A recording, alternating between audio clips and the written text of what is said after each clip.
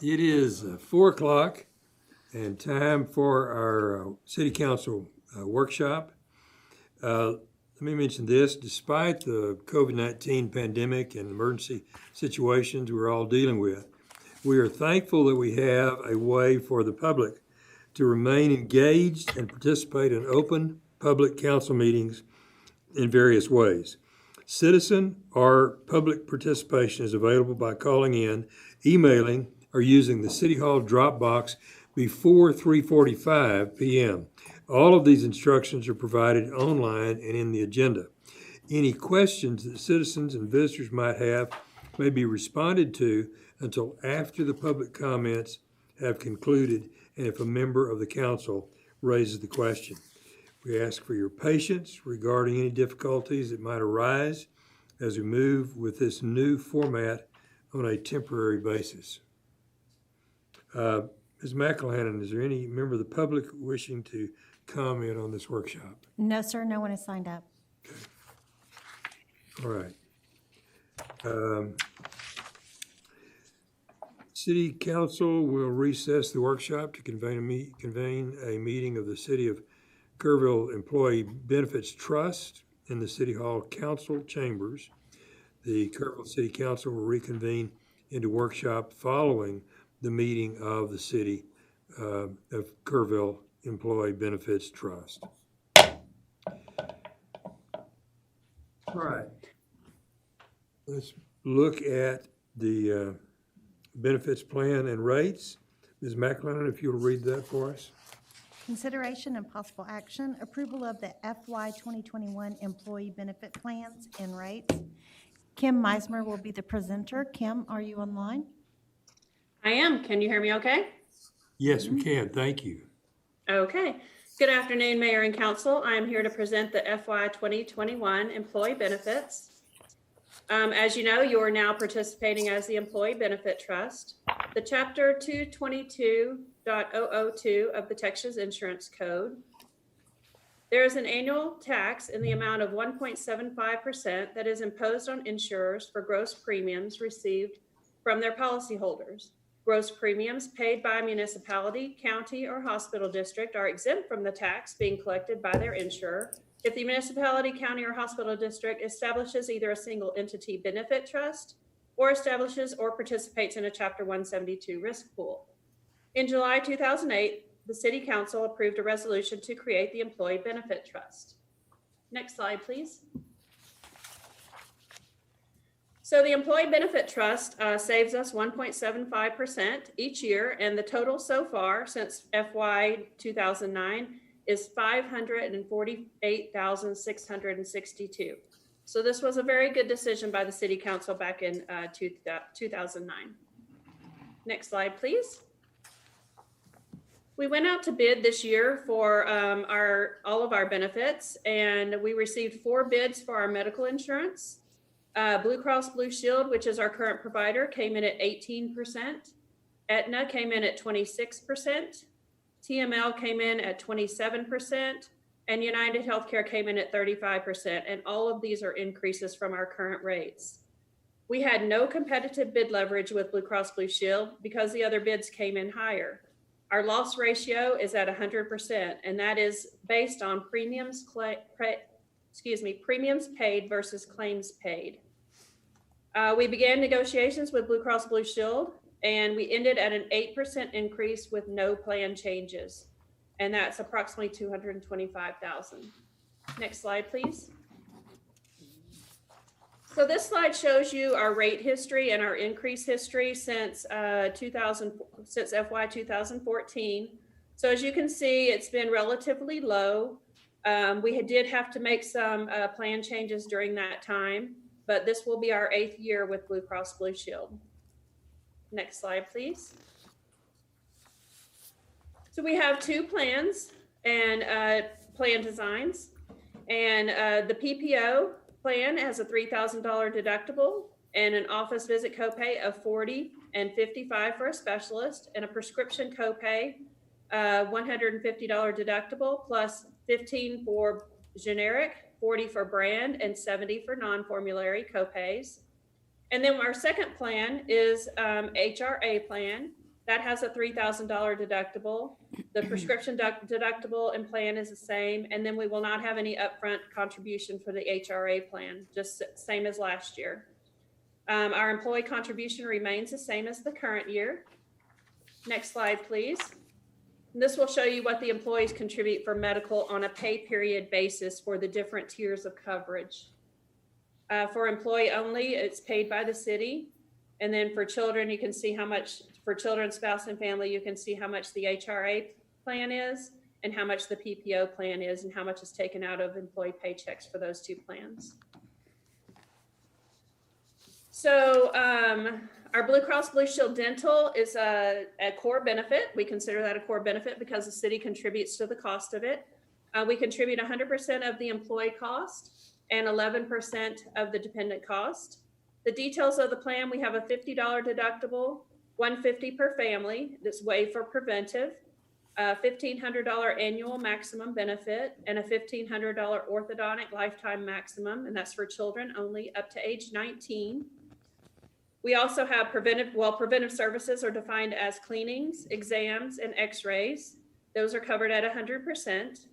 Basic services would include fillings and extractions, and those are covered at 80% after the deductible. And then major services, which would consist of oral surgeries, inlays, onlays, crowns, those are covered at 50% after the deductible. Now, Blue Cross Blue Shield did come in at an 8.1% rate increase, but after negotiations, that rate increase will be offset by a $16,000 premium holiday. If you'll remember last year, Blue Cross Blue Shield for our medical gave us a premium holiday of $100,000 to kind of offset our increase at that time.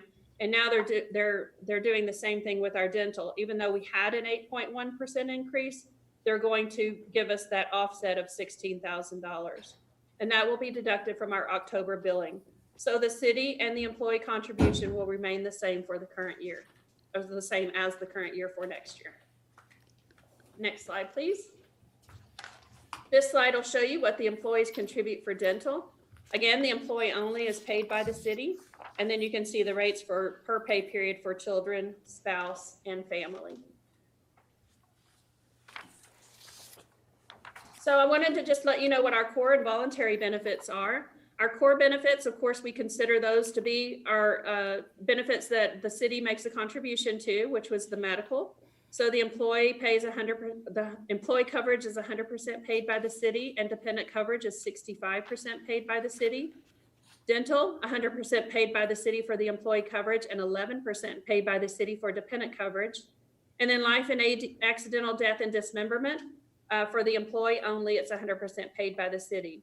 And then we do also offer voluntary benefits, but there's no city contribution to these for the employee or the dependent. And those include vision, supplemental life and accidental death and dismemberment, AFLAC coverage, short-term disability, and then MASA emergency medical transport. Next slide. So now we get into the cost for the for our benefits. The Blue Cross Blue Shield Medical is $8,274 per employee per year. That's what the PEPY stands for. The dental is $334 per employee per year. The group life and AD&D coverage is $34 per employee per year, for a total of $8,642 per employee per year. Again, this will be our 8th year with Blue Cross Blue Shield. We have a high satisfaction rate among our plan members, employees, and their dependents. And this is also a well-received plan by the area medical community. Next slide, please. For our proposed budget, we budget benefits for all full-time positions that are approved by council in the budget. So for this next year, FY 2021, we'll have 321.25 positions or employees. And that's it sounds odd, but that's a little that's the rate it is because we're budgeting for positions for half year and quarter year also, and then full year also. Our estimated employees covered by Blue Cross Blue Shield is 305 employees currently. So for our budget calculation, we take the 305 covered employees times the cost, which was the $8,642 per employee per year, which is the medical, dental, the group life, and AD&D, to come up with a total city expense of $2,635,810. Then you divide that by 321.25 budgeted employees to get a number of $8,205 per employee per year. So our FY 2021 budget will be $8,205 per employee for the year. Next slide, please. So for council action, staff recommends that council, acting as the trustees of the Employee Benefit Trust, approve the plans and rates for the FY 2021 employee benefits plans as presented and authorize the city manager to sign the contracts with the providers. I'll be happy to answer any questions that you might have. Hey, Council, do you have questions? I have a comment, because I did have a question about how the $548,000 credit gets literally back into our operating system. And I think Mark explained to me that it was a credit, not money's not changing hands, it's a credit, is that correct? Right, we're not paying the taxes. Okay. Okay, that's great. I'm glad they did that in 2008. Kim, my question is, it really has nothing to do with the numbers. Are employees able to pick their own physicians, or is there a list of that you choose from? Yes, ma'am. There are in-network providers and out-of-network providers. So they can choose in-network or out-of-network. So yes, there is a list, but it is pretty encompassing of Kerrville, Bernie, Fredericksburg, and San Antonio. It has the best network. Okay, thank you. Yes, ma'am.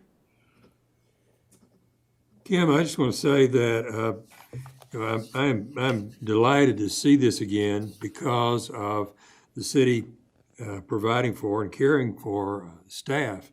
I think we got an excellent staff, and I brag on the staff all the time. And this kind of thing attracts good people to work for the city, and I love that. And I also want to say that I know that you work very hard to get the best plan possible for the staff, and thank you for that. Yes, sir. Thank you very much. No, thank you. Okay, do we have any questions from visitors? No, sir. Okay, all right. Do we have a motion on this matter? I will move that we approve the fiscal year 2021 employee benefit plans and rates as presented tonight. All right, I'll second it. got a, motion second. Anybody, any further discussion? All those in favor, raise your right hand, and it passes unanimously. Thank you very much. Thank you, Kim. Thank you, Kim. All right. This adjourns our meeting for this part of our workshop, and at 4:13.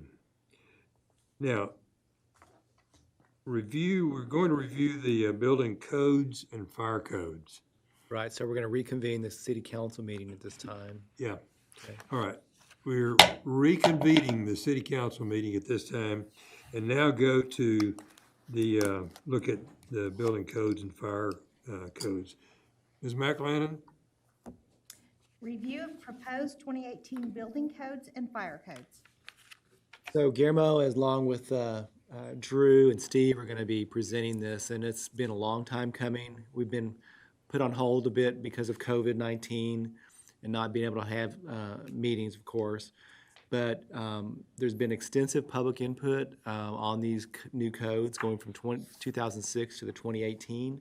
It's a lot of information, I know. So if the council's not comfortable after tonight with moving forward, we can still have some more discussion or leave some time for us to get back to you on any questions. So there's not a sense of significant urgency, but we do want to move along with the adoption of new codes at some point. So Guillermo, why don't you go ahead and proceed, please? Thanks, sir. Well, good afternoon. We're here today to present and discuss with you the proposed 2018 building codes. Development Services, the Fire Marshal's Office, and the City Attorney's Office has been working really hard to get this to where we're at today. But before we get into the presentation, I would like to make two announcements concerning Development Services. First, Danny Batts is no longer with us. He's decided to move ahead and retire early. And so one of the things with Danny, he was a very important individual for us in Development Services. He helped us tremendously when it came to improving the processes. And so basically on that, just want to wish him well on his retirement. The second is that we have Steve Riggs here, who is now taking the mantle of being the chief building official for the city of Kerrville. And prior to that, he was the senior building inspector for the department. With that, as you can see here, you have the agenda that we're going to talk about today. And the way this is going to break down is that Drew is going to cover the Kerrville 2050 items, the FEMA items, the ISO items, and then Steve will come up and talk a little bit about the code cycles and everything that we've done in there, and then talk about how the codes and the key updates that are going to be presented to you. Okay, Drew? Good afternoon. As we went through the Kerrville 2050 plan, you guys may remember some of the different guiding principles and implementation items that referred to updating our codes and ordinances. We've started the zoning code and accomplished that, working on the subdivision ordinance with our code review committee, and the building codes was another one that we identified that needed an update. H2 from the housing chapter just talks about maintaining the quality and value of existing neighborhoods. A big key component of that is the updated building codes. And in the economic chapter, we have 2.12 to ensure the development services processes and existing codes and ordinances are not impediments to development or redevelopment. By keeping up to current construction trends and code updates being a big key component of that. Additionally, FEMA supports the adoption of the use of the latest published I-codes as a minimum standard for hazard resistance. FEMA considers the two latest additions to be adequate. Based on their public assistance program and policy guide, FEMA views the latest published editions as the minimum standard for post-disaster reconstruction. Any reconstruction funded through FEMA is required to meet that 2018 IBC or IRC accordingly. Regarding the National Flood Insurance Program, the adoption of the 2015 or later International Residential Code is a prerequisite for the community attaining a community rating system of a Class 4. And that would result in a 30% premium reduction for special flood hazard areas, 10% reduction outside of those areas. On disaster risk reduction, historically FEMA has considered communities that have adopted the two most recent I-codes as more competitive for pre-disaster mitigation grants. And then if there is any post-disaster public assistance, the threshold is 75%. However, with the most recent adoption of I-codes, that can be bumped up to 85% contributions. Excuse me. The Insurance Services Office rating, or ISO rating, the adoption of the latest consensus-based building codes is one of the key factors to ISO rating. We were recently reassessed or renewed that classification in 2019 as a Class 2. With that, I'll turn it over to Steve to talk more about the actual codes themselves.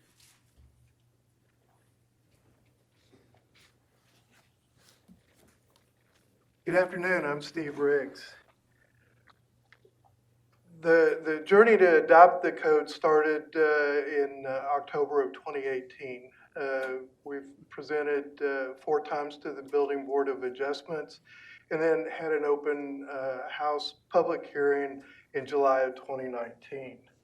The building codes are a consensus standard of building professionals and become law when the City Council chooses to adopt them.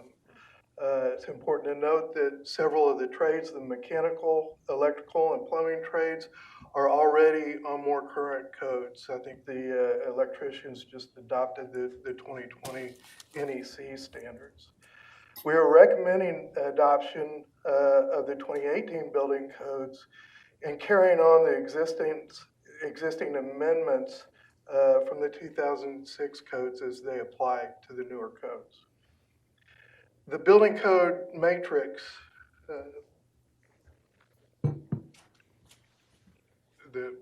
there we go. These are examples of changes that you can see to the different building codes.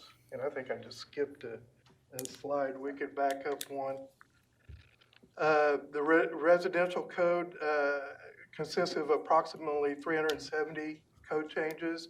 The commercial code also approximately 740 changes. Some of those changes are also reflected in the fire code, the codes which you can see in the fire department. Chief and fire marshal can speak to as required. And then now moving on to the code matrix. These are examples of the residential codes to start off with. And I'll follow them in chapters. The chapters relate to the sections. Chapter 1 would be section 100 and so forth. Some of the highlights that I chose to highlight were definitions in section 200. Numerous definitions changed in the 2009 code amendment. Exterior claddings were addressed. All sorts of new technologies, including solar panels, were addressed. New definitions for guest rooms and lodging were added as B&Bs became more popular online and so forth. And building planning, which is addressed in section 300, chapter 3, things like design wind speeds were changed. Kerrville was under the 90 mile an hour wind zone, and that's been up to 115. And you'll see those adoptions carried on throughout the code requirements so that design professionals, architects, engineers can use those wind speed designs to design the buildings.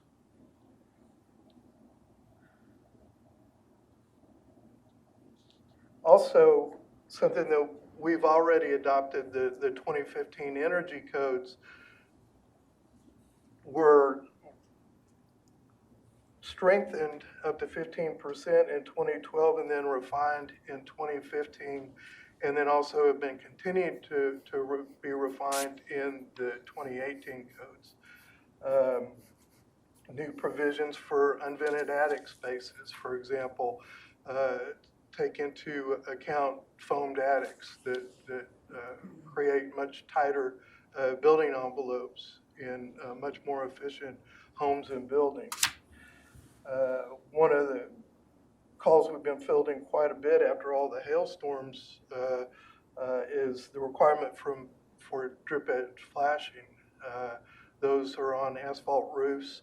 The insurance companies don't want to pay, and they don't have to under the 2006 codes that we're currently under, but because they were adopted in later codes, drip edge flashing now is required. Section 1100 again deals with more of the energy conservation measures, and as I mentioned, it increased efficiency by 15% in 2012, and then we've already adopted the 2015 measures. And then another thing I think that's coming down the pike that now the International Residential Code is addressing is they've added an Appendix Q, which covers tiny homes. So provisions for homes under 400 square feet are now addressed in the 2018 codes. Commercial codes addressed by IBC is addressed in the same fashion as the international residential codes, and they reflect many of the same criteria that can be found in the international fire codes regarding use and occupancy classifications, building types, fire protection services, and means of egress from buildings. Be a little more brief on the commercial aspects. In a lot of the commercial aspects of the building code do dovetail with the fire code as well. One of the examples that we dealt with in the school systems last year was they upgraded a lot of their security measures due to the rash of problems that happen throughout the country.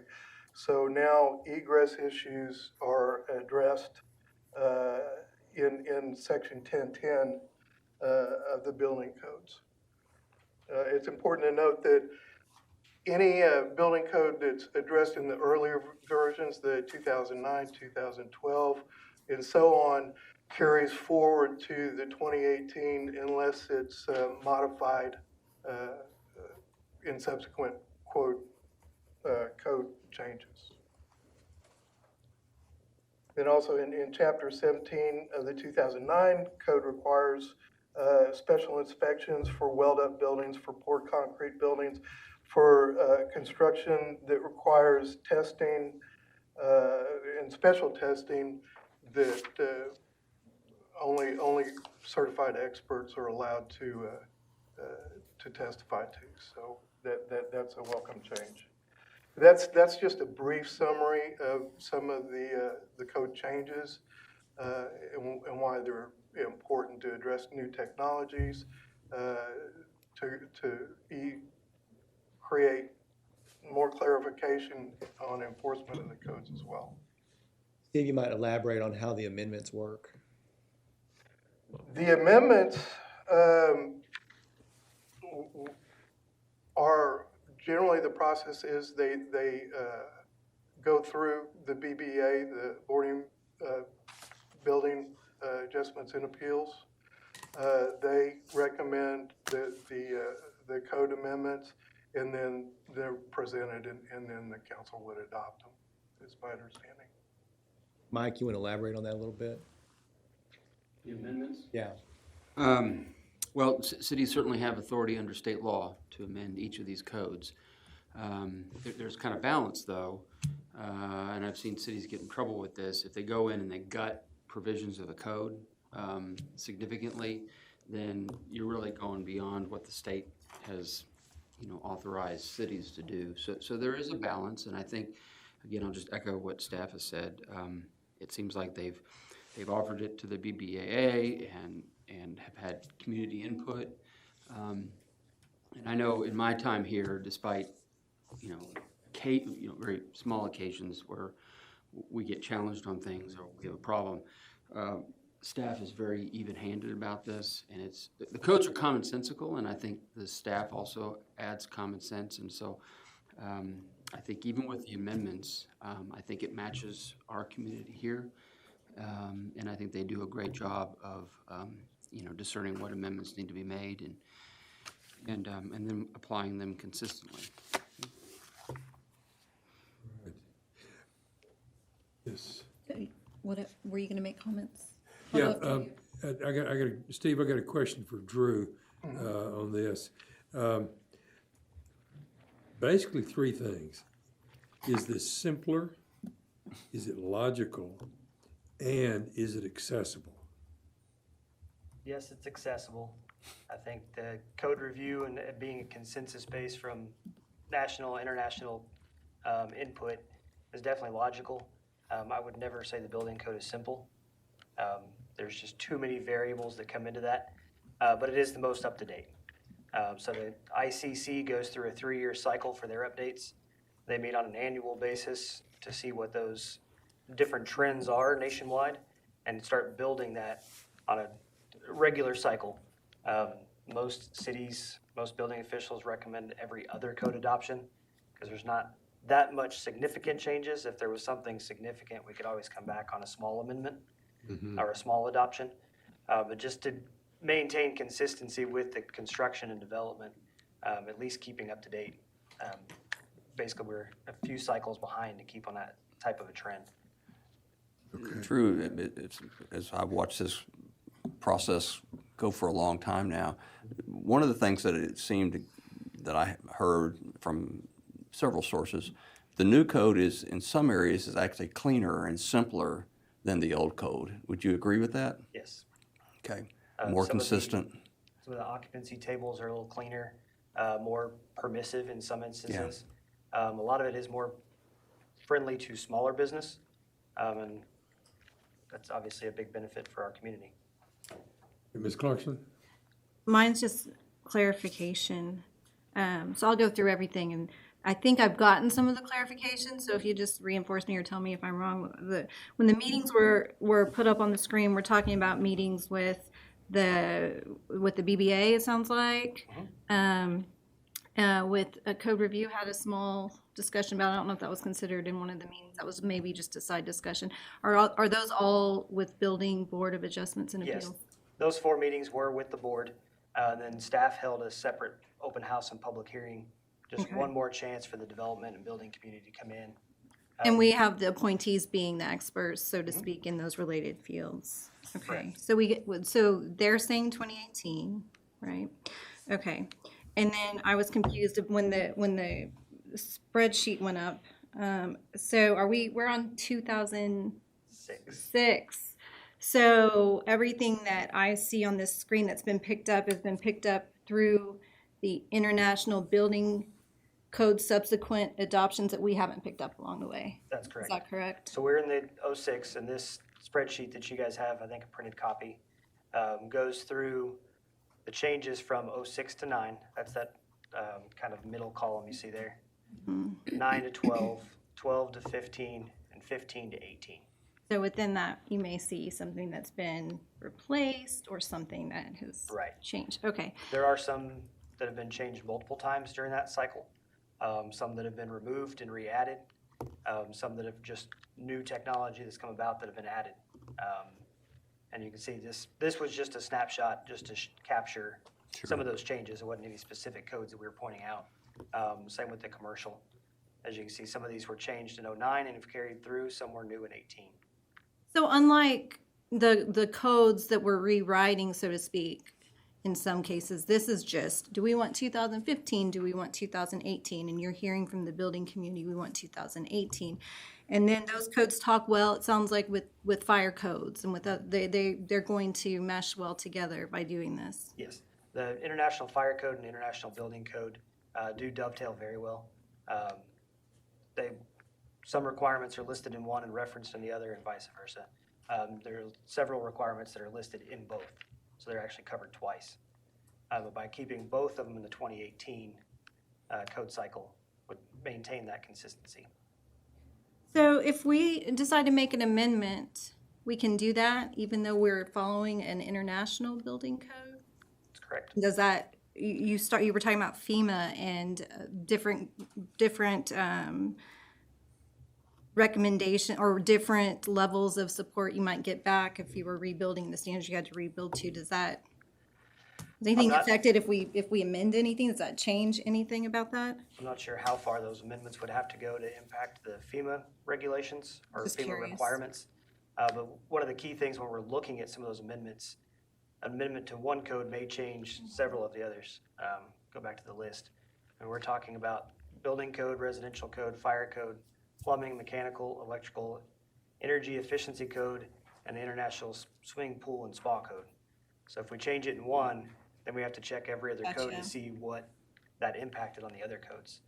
So the amendments are certainly not taken lightly, but they do need to be well-written and thought out and vetted as we go through those amendments. Thank you. I was just trying to understand. Yeah, that's perfect. Thank you. The amendments that are being proposed are consistent with the ones that were adopted in 06, specifically for Kerrville. And a lot of that is really more of our administrative processes, not so much code requirement processes.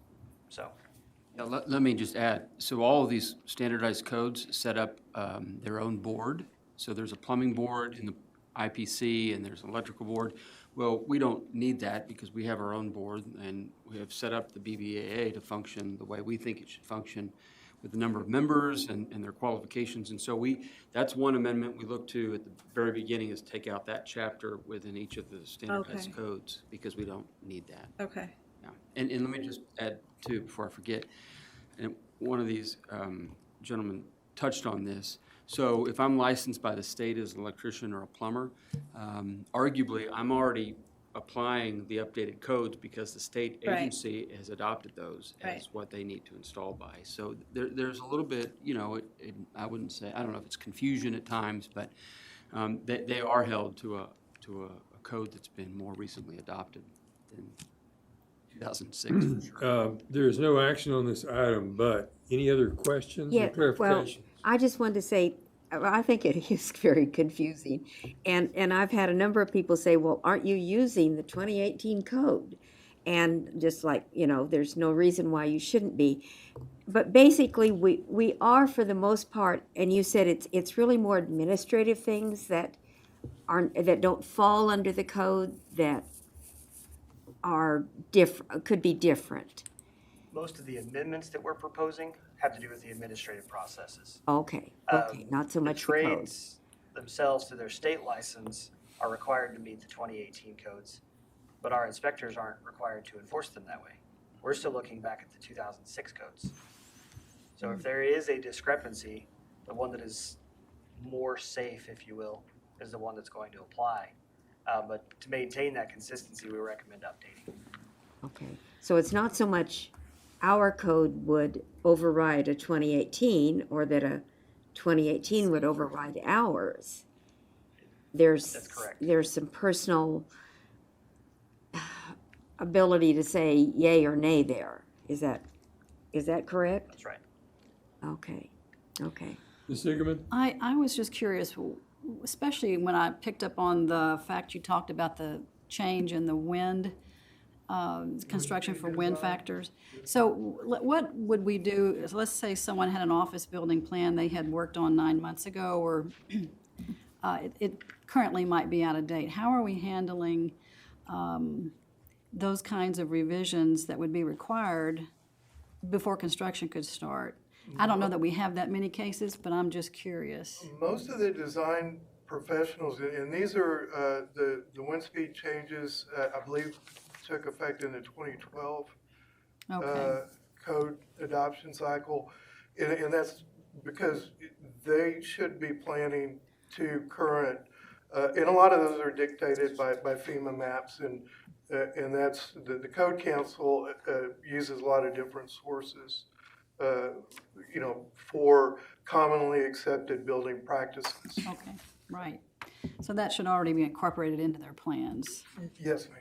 Yeah. Got it, And okay. generally it is, because most of the major metropolitan areas are on newer codes cycles. All right. Any other questions, council? Steve, welcome you to this position you're in. Well, thank you. I know it's not easy, but glad to have your experience on this. Well,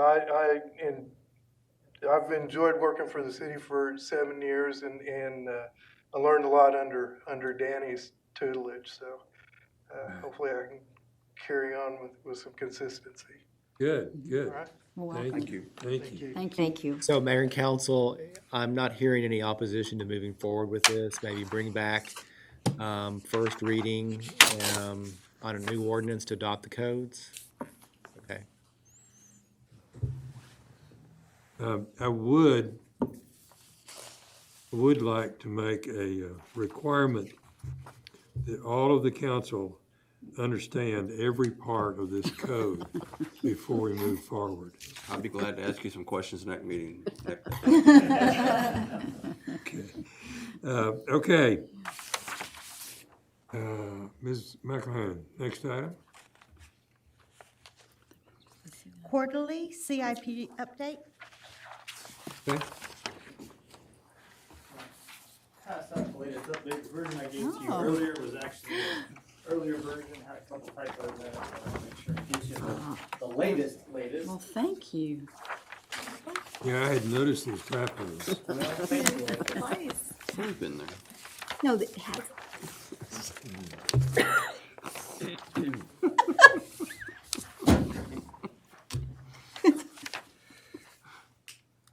Okay, we're just very quickly going to go through a couple of highlights here. There's 6 or 7 projects that I want to bring to your attention and the latest status for those. And one of them will go into more detail at the regular meeting because we actually have a contract award on your regular council agenda. But the fiscal year 20 street reconstruction, as you know, that's been an ongoing process as you all authorized funding for us back in the fall, and we've worked through the engineering process. And so we've got the group one, the first grouping, coming to you today after we got good bids earlier this month, and so those are coming to you for authorization. But we are excited to be moving that effort forward, followed up very quickly by the Group B, which we anticipate having for you later this summer, and being able to get those out for bidding as well. Olympic Drive Extension is making great progress. If you haven't had a chance to trek out to the middle school area, the new middle school going up on Loop 534, that street is cut in. We actually just this week are starting to apply. Most of the base work has been done, and so they're going in and mixing that. Is it all the way through? The cut is all the way through, and so they're going through. I've been up there. It looked like a street already. Yeah, I It's need to getting go very up there. I close. need to Yeah, go out you there can and check actually it kind out. of envision how it's going to lay out now. So, Nice. yeah, do go by, and obviously it's some very exciting, not our project necessarily, but very exciting construction going on right next door as the middle school is starting to go vertical and really take shape. So definitely changing the landscape out in that area. Clock Tower project, we have been working very extensively with J.K. Bernard behind the scenes. Obviously haven't seen it there on site. We're doing a lot of the fabrication and design work off site so we can minimize the downtime that we have to do here on site. So they'll be working through the fabrication of panels and glass panels and the support structures, and then be moving that on and very quickly this fall, trying to get it all assembled and go vertical with it. So the actual construction that we will see here on site likely won't be occurring until later in that late October, November timeframe, and we're hoping to condense the disruption that may cause for pedestrians here in the downtown area to about 6 weeks, but we're working our best to try to really minimize that.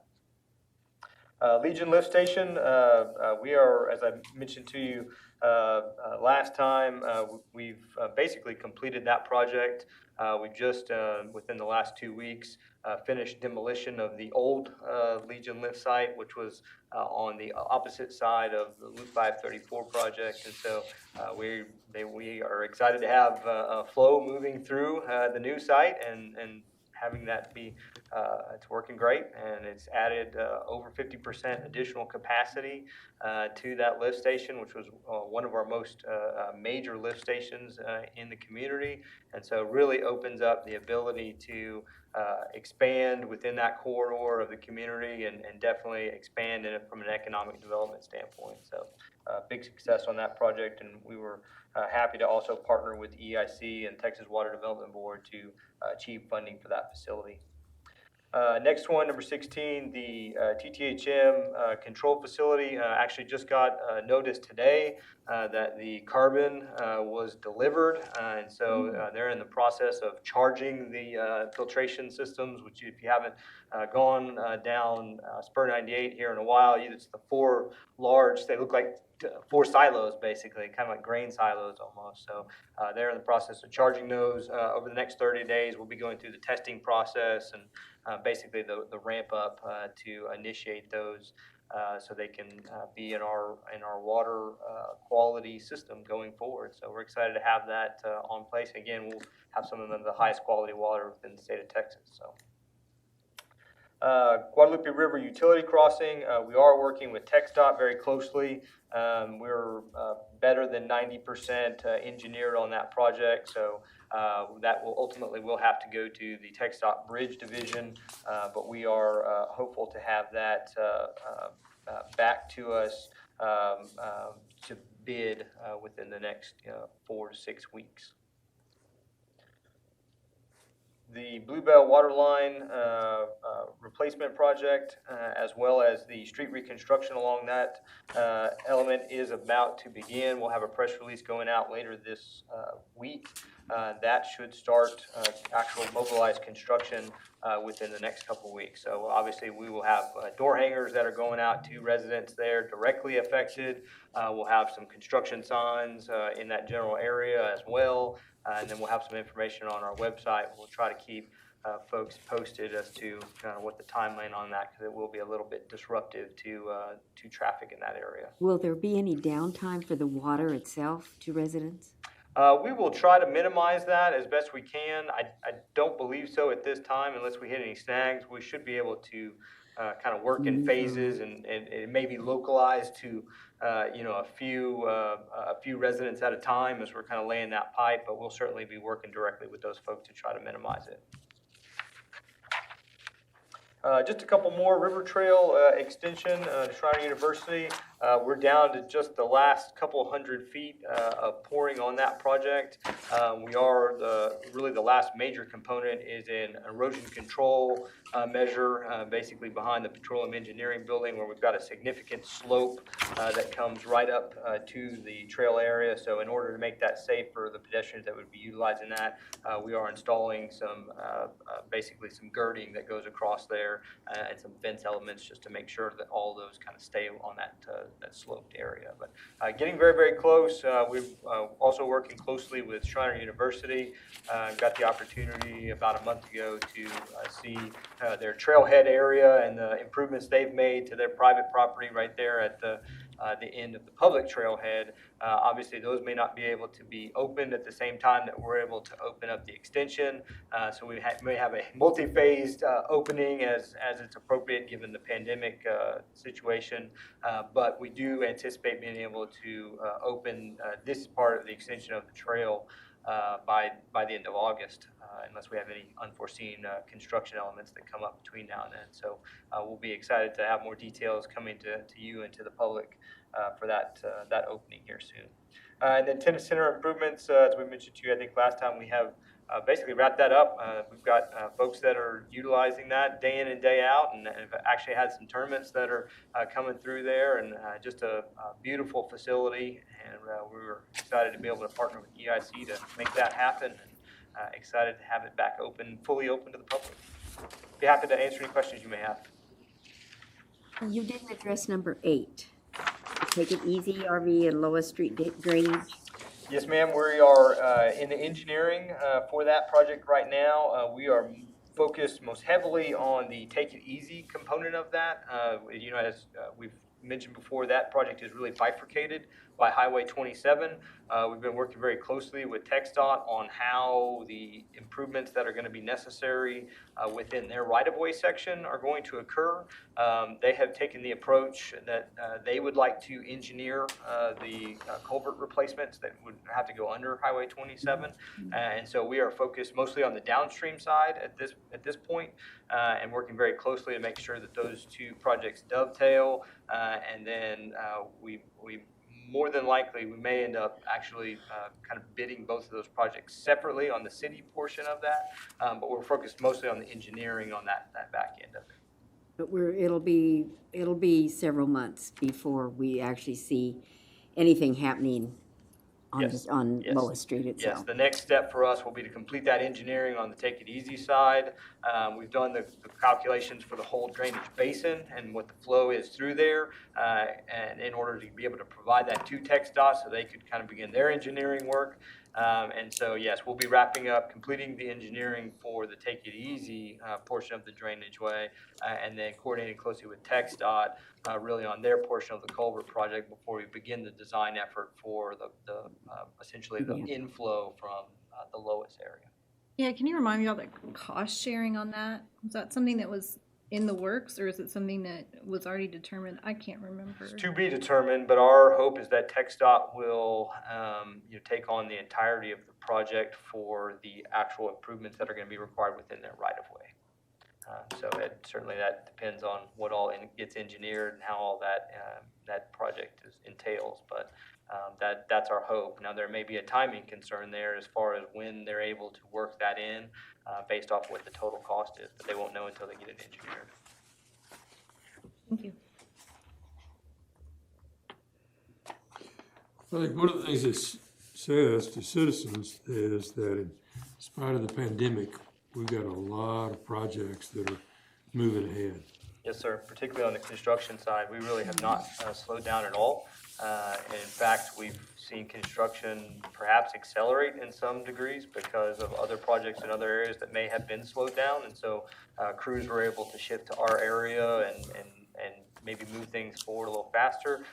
Case in point, not necessarily our project, but at KISD was able to accelerate the improvement projects that they had planned pre-pandemic to all of the campuses, elementaries and middle schools and otherwise. So again, not one necessarily we were managing, but certainly one that we're out there helping inspect, and we've got building inspectors and other folks out there doing those elements. So construction is really moving at a very steady clip.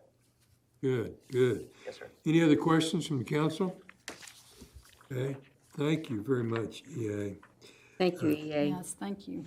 Okay, at this time, I'm going to ask for a motion to go into executive session under sections 551.072 and 551.087 of the Texas Government Code. We also need 551.071. Right. Okay. I'll make a motion that we go under Right. 551.072, 087, and 071. Zagner seconded that? Yes. Okay, all right. All in favor, let it be known by the raised hand. Okay? And we will recess for upstairs.